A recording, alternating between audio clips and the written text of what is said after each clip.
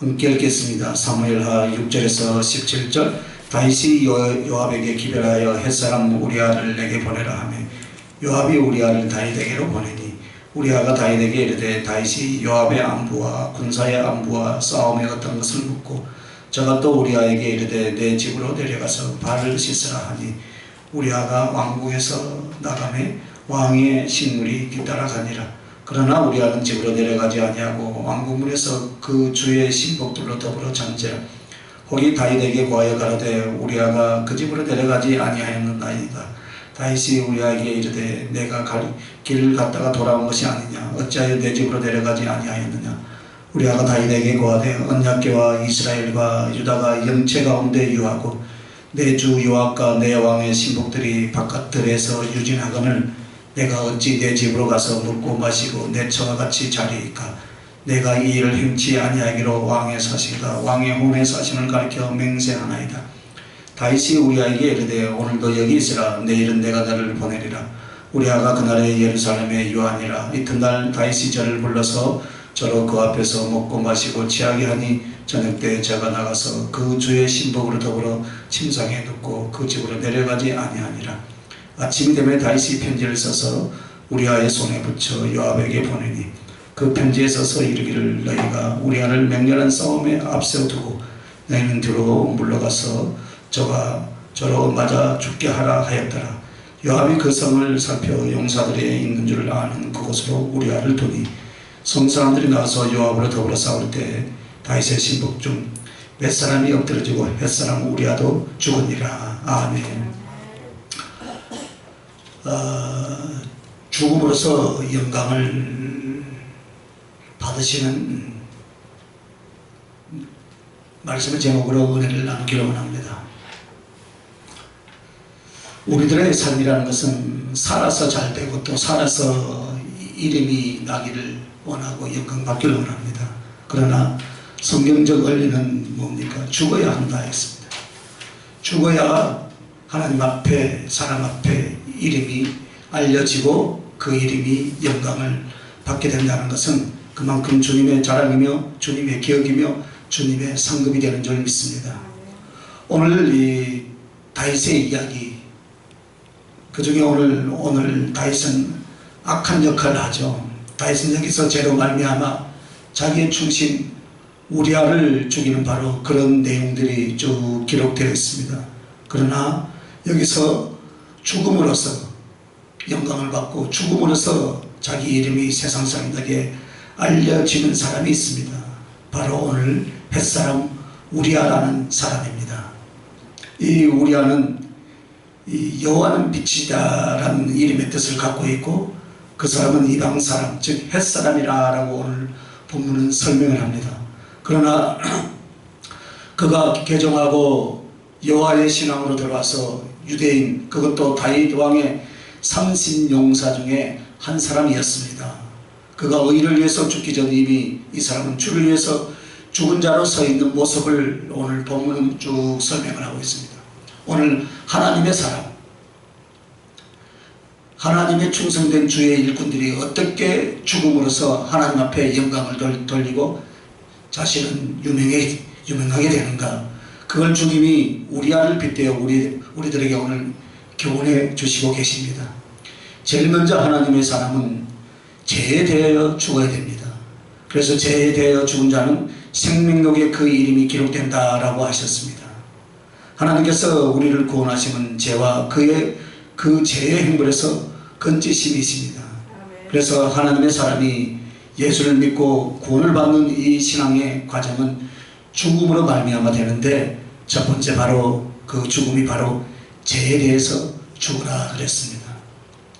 예전에는 우리가 죄에 대해서 어땠습니까? 자유하였고 죄를 물마신같이 살았지만 이제는 그 죄에 대해서 죽어야만이 그리스도 예수 안에서 영생을 얻게 되는 줄 믿습니다.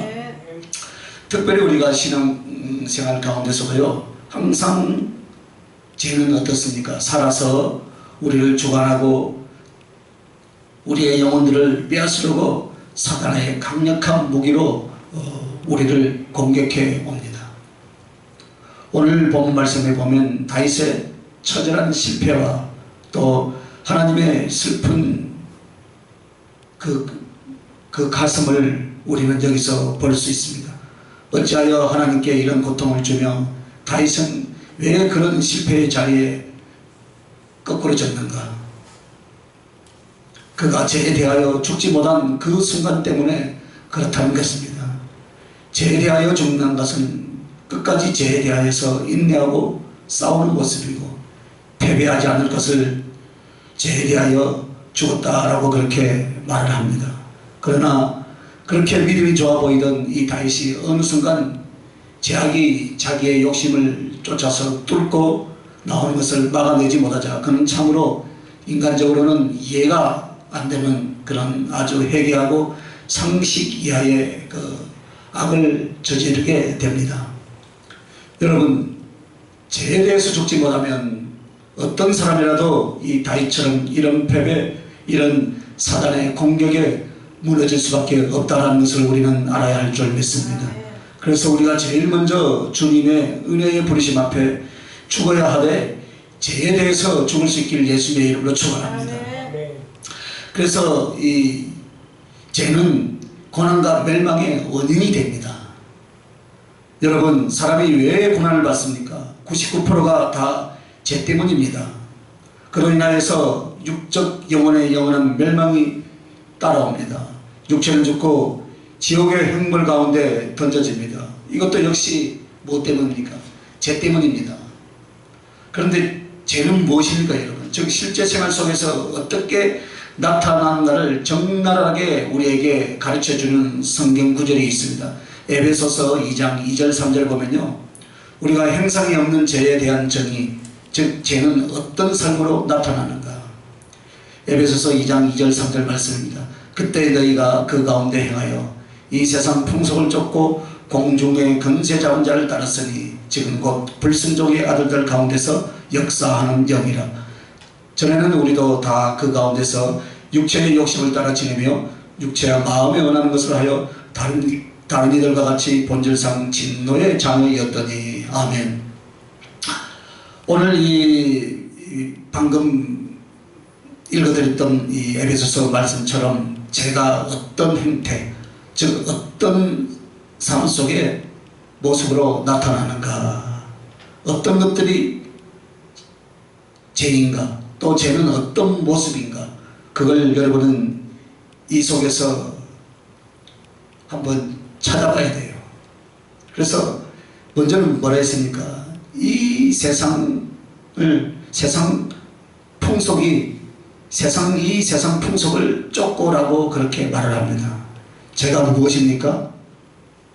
하나님을 따라 사는 것이 아니라 이 세상 풍속을 쫓는 것입니다. 세상의 문명, 세상의 문화, 세상의 유형, 세상 사람들이 목적하는 바 똑같이 그것을 사모하고 그걸 따라가는 거예요. 죄는 여기에 있는 줄 믿습니다. 즉 죄인은 자기의 살면서 어떤 모습을 나타납니까? 하나님 중심으로 사는 것이 아니라 이 세상을 풍속을 쫓고 그것을 따라 살게 됩니다. 남들이 먹을 때 같이 먹어야 하고, 남들이 즐길 때 같이 즐겨야 하고,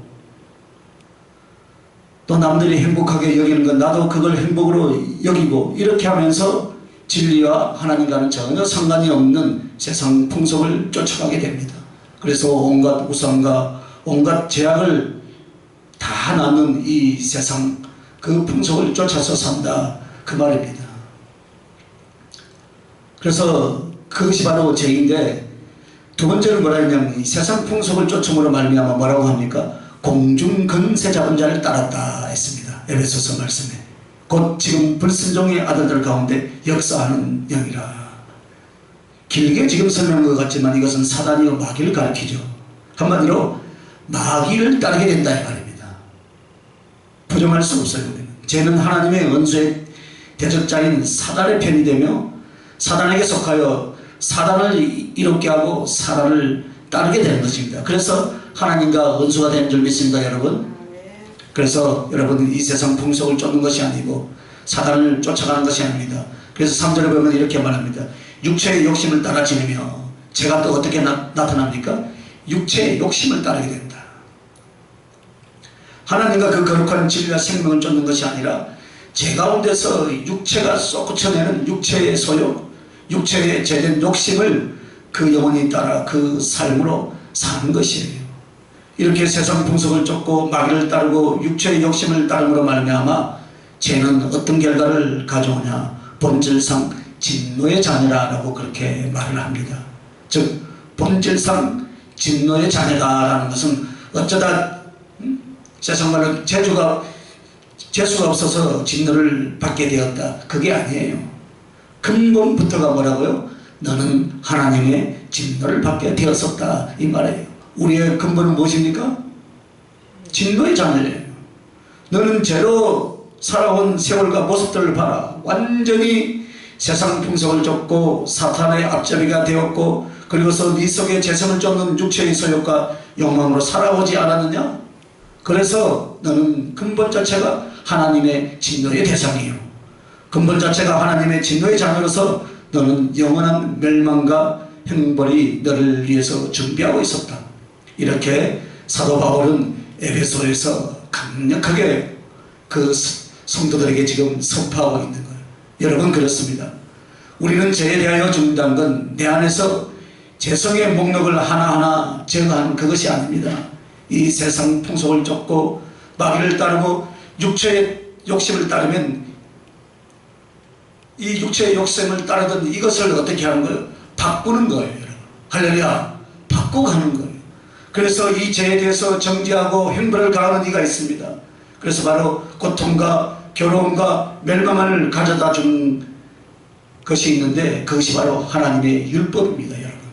즉 하나님의 율법은 죄에 대하여 고통과 실패와 멸망으로 저주를 하고 있습니다. 이걸 가르쳐서 율법의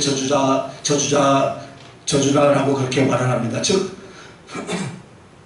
하나님의 말씀에는 하나님을 쫓아서 복을 받고 영생을 얻는 것을 성경 곳곳에 약속으로 말씀하고 있습니다. 그러나 그 중에 작은 일부는 하나님의 진리와 하나님의 사랑과 하나님의 생명을 쫓지 않을 때, 즉 죄로 말미암아 죄를 추구하여 죄를 사랑하는 죄인들에게는 반드시 율법에서 저주에 가는 것을 말씀하고 있습니다. 그런데 그 저주의 형태가 우리 실제 삶과 영생에서 어떤 것을 가져오느냐, 바로 고통과 실패를 가져온다, 이 말입니다. 율법의 저주로 말미암아 정신적으로 육체적으로 고통을 겪게 만듭니다. 이것은 어디에서 왔습니까, 여러분? 죄에서 온 거예요. 율법의 저주가 어떻게 한다고요? 여러분의 고통과 실패를 가져온다 이랬습니다. 그 다음에 인간의 허망한 욕망을 가지고 죄된 욕심을 가지고 아무리 애를 쓰고 수고를 해도 그것은 절망을 가져오고 실패를 가져올 뿐이다, 이 말입니다. 그리고 육체는 죽어 영원한 지옥으로 가니 이것은 영벌 혹은 멸망이라고 성경은 말하고 있습니다. 그래서 주님이 우리를 부르셨을 때 죄가 무엇인지를 깨닫게 하고 그 죄의 흉악함과 그 죄의 비참한 결과를 알게 하시고 그리스도가 우리를 위하여 받은 십자가의 고난과 그 죽으심, 그리고 모든 지옥의 행벌을 한꺼번에 그 몸에 받아주신 예수 그리스도의 그 은총과 희생 속에서 죄의 무서움을 알려주면서 예수 그리스도를 통한 하나님의 사랑도 동시에 알려주고 있는 줄 믿습니다. 그래서 말씀을 받고 그리스도의 보혈로 하나님의 성령을 받은 사람은 제일 먼저 자기 존재에서 죄에 대한 부분을 어떻게 합니까? 죽이기 시작하는 거예요. 하나하나. 그러면 이 사람은 분명히 하나님의 사람이에요. 지금은 그 죄를 완전히 떨쳐버리지 못했지만 그 죄를 떨치려고 어떻게 합니까? 몸부림치고 한 주간을 살아가고 두 주간을 살아가고 한 달을 살고 1년을 살고 10년을 살고 우리의 인생을 다 살아가면서 그렇게 몸부림치는 사람은 지금은 좀 부족한 것 같아도 분명히 그 사람은 하나님의 사람인 줄 믿습니다. 그러나 나의 재성에 대해서 아무런 공격도 아무런 방어도 아무런 싸움도 행하지 않는 그런 사람은 절대로 그리스도인이 아닌 거예요. 모든 순간, 모든 시험, 모든 유혹마다 다 이길 수는 없습니다. 그래도 그리스도인은 하나님의 사람으로 부름을 받고 믿음을 가진 사람은 자기 안에서 일어나는 그리고 외부에서 오는 모든 죄에 대해서 어떻게 합니까? 대항하며 싸우기 시작합니다. 그래서 결국 죄에 대한 대항과 싸움은 자기를 죽이는 거예요. 즉 나의 재성을 죽여가는 것입니다. 그래서 눈물 지어서 기도하고 성령을 의지하고 날마다 훈련하고 자기를 쳐서 경건으로 하나님께 복종하고, 이것은 바로 죄에 대하여 죽고자 하는 것인 줄 믿습니다. 그러면 구체적으로 죄에 대하여서 죽음이라는 것은 무엇을 말하겠습니까? 첫째는 성령을 쫓아 사는 심령입니다. 죄에 대해서 죽음이라는 것은 내 안에 이미 부어주신 하나님의 성령, 그리고 성령님을 거스르는 육체의 소욕과 재성이 바로 우리 안에 어떻습니까? 버글버글 합니다. 그죠? 그러나 내 안에서 우리 그리스도께서 믿음으로 주시고 사랑으로 주시고 진리를 따라 살게 하시는 성령님이 어때요? 자꾸만 내 안에서 감동하고 깨우치시고 또 지시하시고 또 그 양심이 살아서 역사를 해 주십니다. 그래서 그 성령님을 쫓아 살게 하여 그 성령을 거스르는 육체의 소욕들 하나하나 꺾어나가는 심령, 이 사람이 죄에 대하여서 죽는 사람인 줄 믿습니다.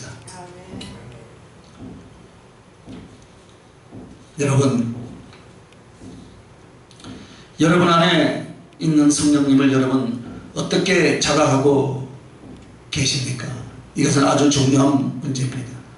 성령님을 외적으로 나타나는 현상만으로 성령을 받았다 안 받았다 이렇게 생각하는 그런 경향이 있습니다. 이건 잘못된 생각입니다. 여러분, 외적으로 일어나는 현상은 성령의 수술로 말미암아 일어나는 하나의 현상일 뿐이에요. 제일 중요한 건 여러분 마음에 그분이 말씀하시고 감동하시고 아멘 지시하시고 이것이 크고 분명해야 돼요. 그래서 제가 수많은 집회를 나가서 보면 막 요동을 치고 발작을 하는 아주 그 사람이 성령 충만하게 많이 받는 줄 알아요. 사실은 조용하게도 그 성령님이 우리 안에 오신 줄 믿습니다. 바로 그래서 그분이 여러분 양심에 여러분 가슴에 말씀을 하십니까? 안 하십니까? 하시죠? 대답을 안 하시네요. 예? 이게 바로 성령의 사랑이요 성령 충만이에요. 여러분, 아무리 외적 체험을 하고 은사적 능력을 가졌어도요 심령으로 성령과 교통이 안 되면 얼마 못 갑니다. 이것은 체험으로 끝나게 되어 있습니다. 왜 사람이 주님의 뜻대로 살지를 못합니까? 외적인 지식만 가지고는 마음을 바꾸고 인생을 바꿀 힘이 안 나옵니다. 그러므로 가슴에 내 영혼속에 마음에 또렷하게 새겨지는 성령의 감동, 성령의 음성, 성령의 지시를 많이 경험할 수 있길 예수님의 이름으로 축원합니다. 그러면 여러분은 그 마음이 성령님을 쫓아서 주님 사랑을 따라서 자꾸만 변화되고 순종하고 이 일이 일어나게 될 줄 믿습니다. 그래서 여러분들이 성령님의 음성을 듣는다. 이것은 마치 사람의 소리처럼 또렷하게 들릴 수도 있습니다. 그러나 성령님은 항상 그렇게 안 하신 줄 믿습니다. 성령님은 제일 먼저 이 성령 받은 하나님의 자녀들에게 제일 크게 일어나는 게 뭐냐면은 자각이에요. 자각. 스스로 깨닫게 만들어주는 거예요. 그러면 스스로 깨달았던 그분은 성령님의 음성이 아니고 주님의 말씀이 아니냐? 아니다 이 말입니다. 성령님의 작용이고 성령님의 음성인 줄 믿습니다. 여러분, 뭔가 여러분 뭐 들려야만이 하는 줄 알아요. 아니에요. 성령님이 여러분에게 깨닫고 자각을 주신 그것이 바로 성령님의 음성이다 이 말이에요. 할렐루야. 양심의 깊숙한 곳에 이것이야, 이렇게 살아야 돼, 내가 이렇게 또 오늘 어떻게 주님 앞에 기도의 자리를 내가 작정 기도의 시간을 만들어서 나가야 돼. 이거 지금 누가 하는 거예요? 마귀가 하는 거예요? 아니, 대답을 안 하시고 성령님이 하시죠. 할렐루야.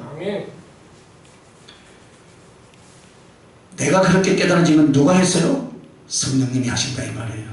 그걸 소중히 여기는 사람은 이제 그것이 나중에 능력이 되고 은사가 되고 정말 하나님과 동행까지 올라가는 그런 사람이 될 줄 믿습니다. 그러나 마음에 성령의 자각과 깨우침을 자꾸만 거부하는 사람은 성령의 은혜를 어떻게 합니까? 소멸하기 시작한다 이 말입니다. 하여 이건 뭐 내 생각이지 뭐.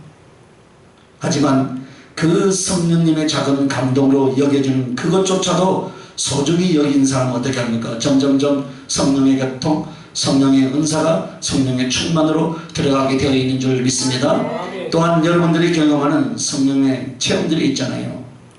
음성을 듣는다든가 혹은 또 환상을 본다든가 무엇인가 하나님의 정확한 하나님의 지혜가 온다든가 이런 것들을 통해서도 우리 성령님이 주님을 사랑하는 쪽으로 또 주님께 순종하는 쪽으로 주님을 위해서 사는 쪽으로 자꾸만 감동을 주시고 말씀을 주시고 지시하게 되어 있는 줄 믿습니다.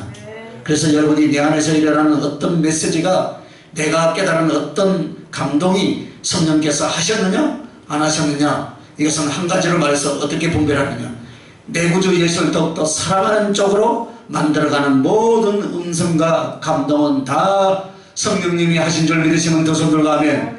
할렐루야. 그렇단 말입니다. 여러분 마귀는 절대로 그렇게 안 합니다. 여러분 마귀는 어떤 일이 있어도 여러분의 영광 세상의 영광을 구해야 할지언정 예수님을 사랑하는 쪽으로 자꾸 감동을 주고 지시하는 이것을 절대로 못합니다. 안 합니다.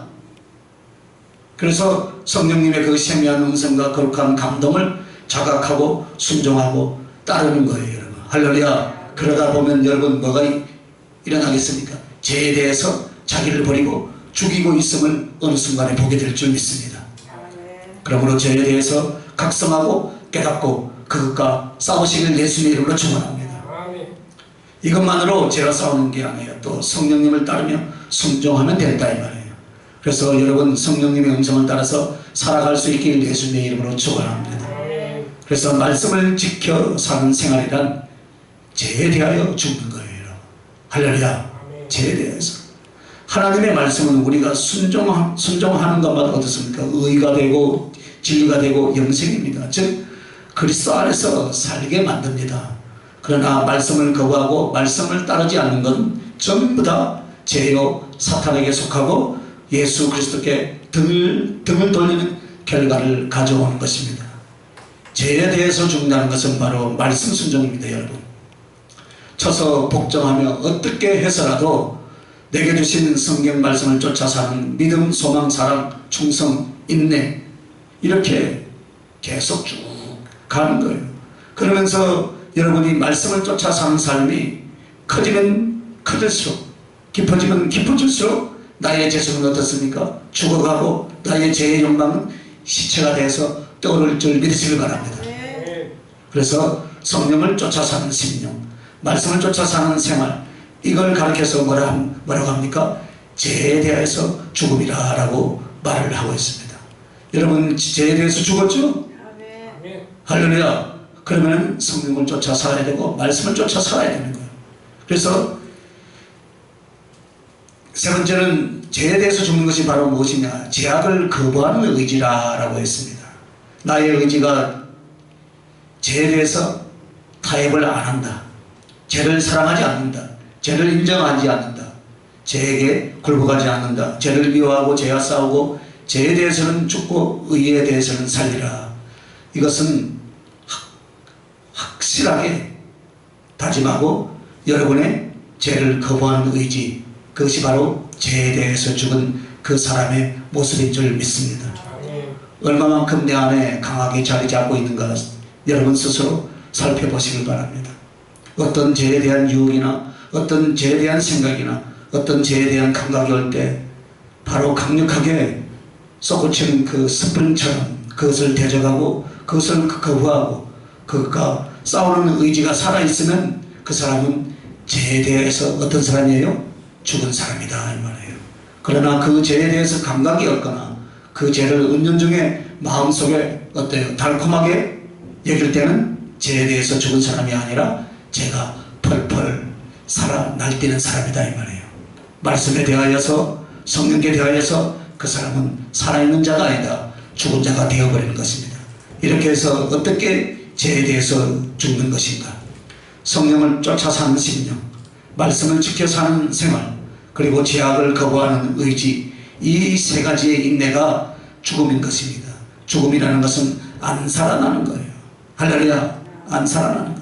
다시 죄에 대해서 고개를 들고 살아있다고 그 욕망 가운데 허우적거리지 않는 모습이다 이 말입니다. 이것이 죄에 대해서 죽는 것인 줄 믿습니다. 그래서 성령님께 말씀에 순종하고 마음속에 그 의지를 가지고서 계속 인내로 주님 오실 때까지 가는 모습이 주님과 함께 십자가에 못 박혀 주님과 함께 장사 지내는 사람인 줄 믿습니다. 그리하여 주님과 함께 부활한 사람의 모습이 모습이다라고 그렇게 말씀을 하신 거예요. 그러면 이 사람들이 생명록에 기록된 이름이란 무엇이겠습니까 여러분? 죄에 대해서 죽은 자는 첫째는요, 예수 그리스도의 피로 씻어진 존재다 이 말이에요. 아멘. 할렐루야. 아멘. 여러분 그 마음만 새롭게 씻겨진 것이 아닙니다. 그는 과거에도 그는 영육간에 그의 삶 미래까지 예수님의 보혈로 깨끗하게 씻어진 사람인 줄 믿으시길 바랍니다. 그래서 죄와의 싸움 자체가 믿음이요, 죄에 대하여 죽는 것 자체가 그리스도를 영접하는 모습이라 이미 주님의 십자가에서 흘리신 피가 여러분의 죄와 싸우는 그 믿음만으로도 능히 여러분을 씻어준 새로운 존재로 만들어 주는 것인 줄 믿습니다. 그래서 여러분 생명록에 기록된 이름이란 뭐예요? 죄에 대하여 죽은 자는 예수 그리스도의 피로 씻어진 존재다 이 말이에요. 그러므로 연약하고 흔들렸고 또 패배하고 그래서 죄의 모든 모습이 나타난다고 할지라도 다시 죄와 싸우며 주님 앞에 자백할 때 예수 그리스도의 피가 여러분과 나를 깨끗게 하여 주실 줄 믿으시길 바랍니다. 그리고 이 생명록에 기록된 이름이라는 것은 무엇입니까?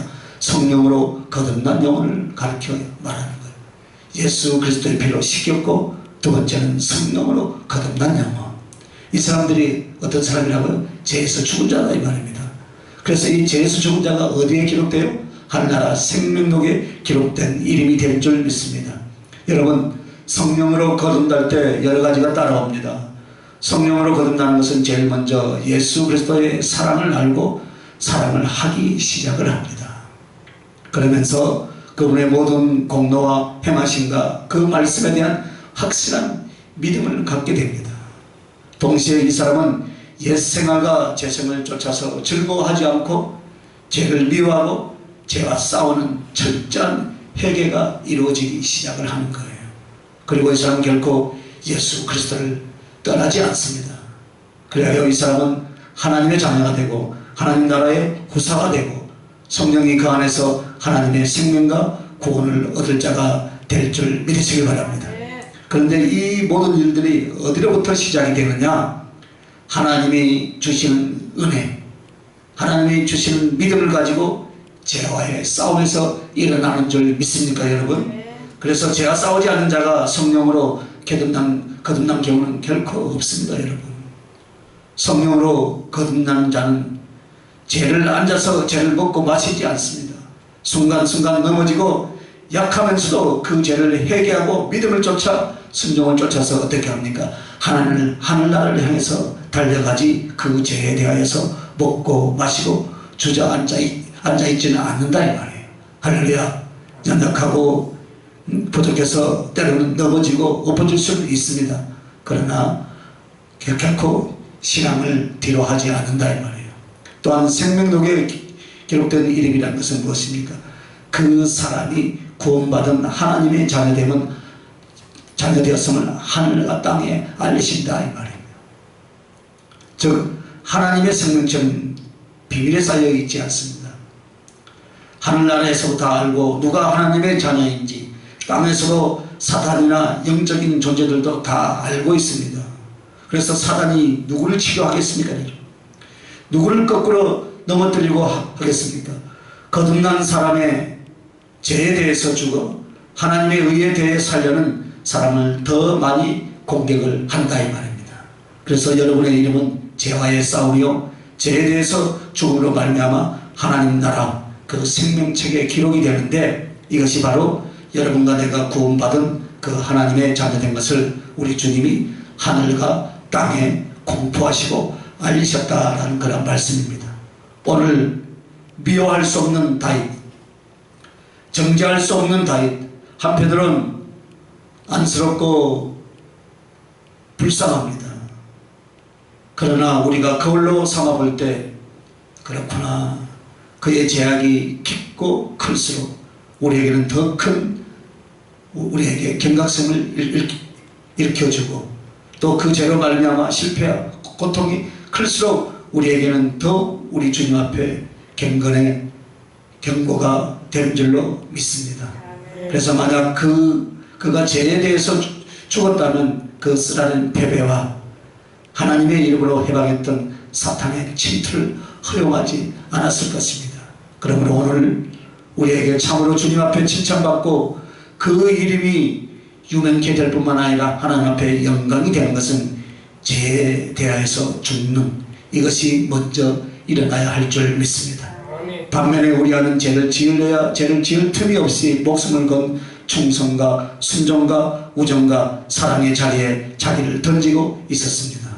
반면에 죄가 뚫고 일어날 수 있었던 것은 다윗은 어떻게 했습니까? 편히 먹고 마시고 늦게까지 퍼져 자고, 즉 한마디로 육체의 소욕과 재성이 살아날 수 있는 모든 기반이 다시 되었단 말이에요. 그래서 사람이 말씀을 쫓아 훈련과 고된 자기와의 싸움을 싸우지 아니하면 누구든지 재성이 일어나게 되어 있더라 이 말입니다. 그런데 이 밧세바의 죄를 범하게 될 때 그 배경이 잠깐 나오는데 어떻습니까? 늦게 일어나서 다윗이 발코니에서 어슬렁거리고 있었습니다. 그런데 자기의 신복들은 어디에 가 있었습니까? 전쟁터에서 목숨을 걸고 피를 쏟고 있었어요. 얼마나 비교가 됩니까? 하나님 나라에 충성하지 아니하며 깨어 기도하지 아니하고 항상 말씀과 주님을 섬김에 성실함을 잃어버리면 분명히 우리는 어떻습니까? 육적인 욕망과 재성이 살아날 수밖에 없다 이 말이에요. 그래서 갈망하게 되고 외로워하게 되고 죄를 허용하기 시작을 합니다. 하지만 우리 안은 어땠습니까? 시종일관 아침부터 밤중까지 그리고 계속해서 목숨을 걸고 충성하는 자리에서 가슴이 더욱더 뜨거워졌고 그의 사랑의 의리를 지키는 내용들이 오늘 본문에 보는 것처럼 정말로 기가 막힐 정도로 충성을 하고 의리를 지키는 그 우리아의 모습을 볼 수가 있습니다. 하루쯤 집에 가서 먹고 자고 그렇게 하라고 했는데 우리 아는 하나님의 언약궤가 적진 전쟁터에 있고 그리고 사랑하는 자기의 동료와 자기의 성간들이 피를 흘리며 싸우고 있는데 어찌하여 내가 먹고 마시며 집에 가서 편히 자고 아내야 자고 가겠습니까? 그렇게 대답을 합니다. 이게 사랑의 의리입니다. 이게 충성심으로 아름다운 그 열매를 말씀하고 있습니다. 그래서 그는 이미 그 충성과 사랑의 훈련과 그리고 충성의 실체가 자기의 재성을 이미 죽여버린 줄 믿습니다. 여러분 바로 이것입니다. 앉아서는 안 됩니다. 먹고 마시고 놀면서 죄를 이길 수가 없습니다. 깨어 기도하고 목숨을 걸고 주님을 사모하고 충성하는 그 자리에서 죄를 죽이고 이기는 것이지 육신적이고 세상 것을 먹고 마시고 누리고 향유하면서 어떻게 죄를 이기고 싸워서 이기겠습니까? 그런 사람은 아무도 없습니다. 오늘 그것이 우리의 교훈입니다. 그래서 죄에 대하여서 죽는 자는 주의 보좌에 그 이름이 기록되고 라고 했습니다. 자신에 대하여 죽는 거예요. 여러분. 지금도 주의 종으로 가고 충성을 위해서 준비하는 많은 사람들 중에 은연중에 어떤 생각이 떠오르냐면 육체적인 안일 또 세상 속의 행통함과 넉넉함 풍요함 이런 것들이 하나님의 은총이고 사랑이라고 또 자꾸 그것을 생각하는 사람들이 있어요. 그래서 고통을 받고 병을 앓고 어려움을 겪으면 하나님의 은혜와 총애를 얻지 못하고 있다라고 그렇게 생각하는 사람들이 있습니다. 그것이 아마 여러분 속에서도 간간히 스쳐 지나갈 것입니다. 그러나 아닙니다. 주의 일을 어떻게 크게 한번 해버리라. 그러면 물질이 쏟아지고 막 어떤 것들이 와야만 하는 줄 알아요. 아니에요. 물론 그것도 있지만 물론 물질이 많이 있으면 더 많이 할 수 있습니다. 그러나 나에게 주어진 형편 안에서 최선을 다해서 주의 일을 감당한다면 그것이 지금 하나님 앞에 쓰임받고 있는 줄 믿으시기 바랍니다. 하나님의 사랑 가운데는 여러분들을 단련하여서 죄에 대해서 죽고 자기에 대하여 죽을 수 있는 기회를 주시는 것이 바로 하나님의 특별한 사랑인 줄 여러분 믿습니까?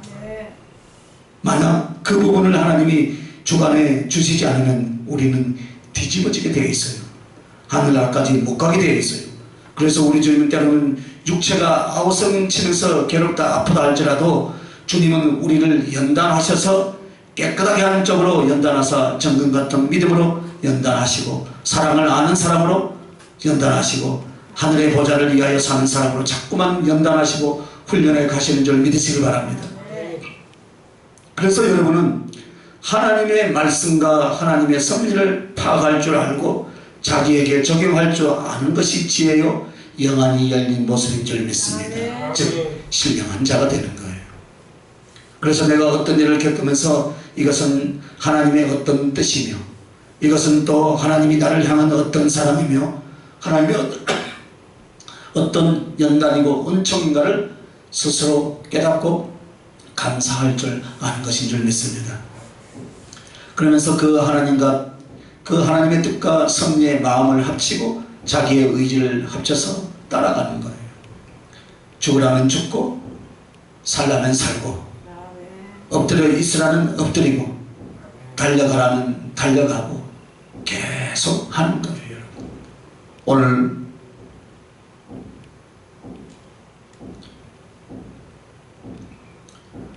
말씀을 보면서 마음이 정말로 숙연해질 수밖에 없어요. 우리아를 보면 언제나 이렇게 다윗이 주인공이 아니라 어쩌면 우리아가 너무나 귀한 하나님 앞에 귀한 주인공이 되었다라고 볼 수가 있습니다. 다윗은 먹고 마시고 심지어는 남의 아내를 자기 것으로 취하고 그리고 살인을 저지릅니다. 그런데 그 다윗을 섬기는 가장 피해를 보는 그 신하는 뭐라고 지금 말합니까? 나는 절대 집에 가서 잘 수가 없습니다. 집에 가서 자고 편히 쉬고 그리고 아내와 사랑을 나누고 돌아가는 것이 여러분 죄입니까? 죄가 아닙니까? 죄 아니죠. 그러나 당연한 행복과 권리마저도 충성을 위하여 사랑을 위하여 의리를 위하여 집어 던져버렸어요. 이것이 자기에 대하여 죽은 사람인 줄 믿습니다. 자기라는 것은 무엇일까요? 자기를 사랑하고 자기를 높이고 자기를 누리게 하려는 우리들의 영혼의 의지입니다. 이 부분을 죽이는 거예요. 왜 주님께서 왜 이렇게 우리를 죽이냐는가? 주님께 더 사랑받기 위해서예요. 할렐루야. 그리고 진실로 주님께 드려지기 위해서 내 자신을 죽이는 거예요. 할렐루야. 죄에 대해서 죽이는 것은 기본이고 더 높은 더 아름다운 신앙은 이제 그 죄를 제하고도 나온 어떤 당연한 권리, 당연한 행복, 당연한 소망에 대해서도 주님과 바꾸기 위해서 그걸 하나씩 어떻게 해요? 포기해 나가는 거예요. 그게 신앙의 삶이고 그게 또 주의 종의 길이고 사역자의 사명인 줄 여러분 믿으시길 바랍니다. 그래서 이 사람은 주님은 이 사람을 주님은 어떻게 합니까? 주님 당신의 보좌에 그 이름을 기록해 준다 이 말이에요. 여러분의 이름이 기록되시길 예수님의 이름으로 축원합니다. 그래서 여러분 하나님 나라 생명책에 일관되게 기록되고 동시에 더 나아가 하나님 보좌에 그 이름이 기록이 된다 이 말이에요. 그러면 어떤 모습이 자신에 대하여서 죽는 것이겠습니까 여러분? 육적 행복을 영적 행복으로 승화시키는 거예요. 우리의 행복, 몸뚱이가 삶은 그것을 쫓아가게 되어 있습니다. 그런데 새롭고 더 거룩한 행복을 우리는 맛보기를 시작을 했어요. 그래서 행복으로 육체의 행복을 추구하지 않고 영혼의 행복, 즉 영적인 행복을 승화시켜 나가는 거예요. 그런데 우리는 분명히 이 땅에서 육신을 입고 살아갑니다. 그래서 삶을 영위하게 되고 인생을 살아갑니다. 그러나 육체가 원하는 것을 통하여 행복을 얻는 것이 아니라 육체는 수고하고 육체가 노력을 하되 무엇을 추구하느냐? 영적 행복을 추구하는. 그래서 딱딱한 고체가 액체가 되고 액체가 기체가 되어가는 모습, 그것은 바로 성화라고 하죠. 점점 변화되어가는 것. 그래서 우리들의 영혼이 하나님 앞에 바쳐지고 하나님과의 교통을 위하여서 육적 행복을 원하지 않고 영적 행복으로 성화시키는 것, 이것이 바로 자신에 대하여서 죽은 자인 줄 믿습니다. 그러면 어떻게 할까요? 육체의 소욕을 성령의 소욕으로 바꾸라 이 말이에요. 즉 우리는 죽는 그날까지 육체의 욕망이 올라옵니까? 안 올라옵니까? 육체의 본성이 나를 지배하려 합니다. 그런데 그것을 어떻게 합니까? 성령님께서 나를 이끌어 가시는 그 소원대로 자꾸 나를 맞춰가는 거예요. 그래서 내 마음의 소원과 옛날에는 몸뚱이가 원하는 것이 나의 소원이었다면 지금은 내 안에서 역사하는 성령이 원하시는 것을 내 마음이 즐거이 그것을 따르기 시작하는 것인 줄 믿습니다. 왜냐? 그것이 기뻐서, 그것이 좋아서 육적 행복을 영적 행복으로 바꿔가는 사람들의 모습입니다. 여기서 변화시키는 거예요, 여러분. 그런 자아와 그런 나를 날마다 성령님을 쫓아 살기 위하여서 성령님의 소원은 나의 소원. 할렐루야. 성령님이 원하시는 것은 나의 원하는 것으로 자꾸 바꿔가는 모습이에요. 또한 나는 육체의 즐거움을 영혼의 기쁨으로 바꿔야 할 줄 믿습니다. 이것이 바로 영적 행복입니다. 예전에는 먹고 마시고 누리고 쾌락하고 사람 앞에 자기를 드러내고 사랑받고 칭찬을 받고 이런 것을 육체의 즐거움으로 삼아서 살아왔다면 이제는 어떻게 해요? 영혼의 기쁨으로 만족으로 살아갈 수 있길 예수님의 이름으로 축원합니다. 그러면 영혼이 원하는 것이 무엇이겠습니까? 여러분? 영혼은요 세상 것이 아니에요. 영혼의 기쁨은요 진리를 깨달았을 때 기쁨이 온다 이 말이에요. 할렐루야. 진리를 쫓아서 사랑할 때 최고의 기쁨이 오는 줄 믿습니까 여러분? 하나님을 알고 하나님과 동행하고 하나님의 사랑을 알아갈 때 영혼은 가장 기쁘게 되어 있어요. 즉 육체의 재성이나 욕망이 무엇을 해도 영혼은 기쁘지 않아요. 그래서 고독과 번뇌가 계속되는 거예요. 슬픔이 있고 좌절이 있는 이유가 영혼이 원하는 것, 영혼이 기뻐할 수 있는 것을 안 하기 때문인 줄 여러분 믿습니까? 그렇습니다.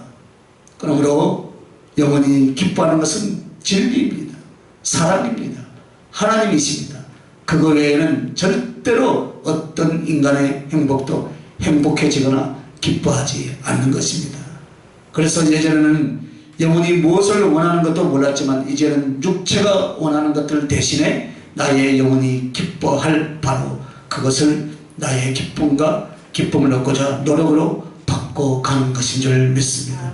그러므로 여러분의 영혼이 하나님께 간절한 마음으로 개통하기 시작하면 기도 속에서 온갖 희열과 진짜 신령한 기쁨을 체험하기 시작하는 거예요.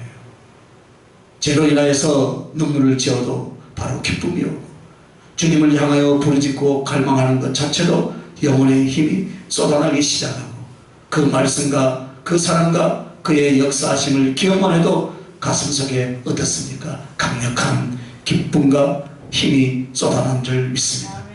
그래서 여러분과 내가 영적이고 영혼의 기쁨을 기도 안에서 찾으면 무한하게 누릴 수가 있는 것입니다. 그러나 육체의 생각과 육체의 안일과 육체의 기쁨을 쫓아 기도의 자리에 나오면 힘들어요. 힘든다 이 말이에요. 신앙생활 모든 것이 다 그와 같습니다. 말씀 생활이 그와 같습니다. 복음에 대한 충성 생활이 그와 같아요. 여러분은 영적인 행복, 영혼의 기쁨을 위해서 자기를 변화시켜 육적 자기에 대해서 재성이 있는 자신에 대해서 치고 이길 수가 있어야 할 줄 믿습니다. 그래서 영적인 행복이라는 것은 세상 욕망을 하늘 소망으로 바꿔놓는 것인 줄 믿습니다. 우리는 왜 육체를 쫓아 세상을 기뻐하는가? 소망을 거기에다 두기 때문에 그렇다 이 말입니다. 그러나 아직 세상을 기뻐하고 아직 세상의 체질일지라도 마음과 계획부터 바꾸기 시작할 수 있게 바꿔 나가시길 예수님의 이름으로 축원합니다. 그래서 주님과 그 나라를 나의 소망과 나의 목적으로 기도하고 마음을 다짐하고 또 마음을 다잡기 시작을 하는 거예요.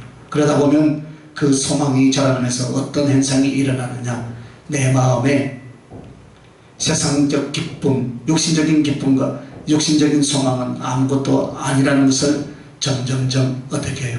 느껴가기 시작하는 거예요. 그러면 육체적인 기쁨, 세상적인 기쁨도 소멸되기 시작하고 주님 나라를 생각하고 주님 만날 그날을 생각하기만 하면 세상이 줄 수 없는 기쁨과 거룩한 능력이 그 영혼을 사로잡아가기 시작합니다.